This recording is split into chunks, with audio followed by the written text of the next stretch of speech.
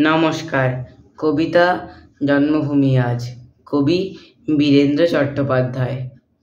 একবার মাটির দিকে তাকাও, একবার মানুষের দিকে। এখনো রাত শেষ হয়নি, অন্ধকার এখনো তোমার বুকের ওপর কঠিন পাথরের মতো। তুমি নিঃশ্বাস নিতে পারছো না। মাথার ওপর একটা ভয়ঙ্কর কালো আকাশ এখনো বাঘের মতো থাবা উঁচিয়ে বসে আছে। তুমি যেভাবে পারো এই পাথরটাকে সরিয়ে দাও, আর আকাশের ভয়ঙ্করকে শান্ত গলায় এই কথাটা জানিয়ে দাও, তুমি ভয় পাওনি।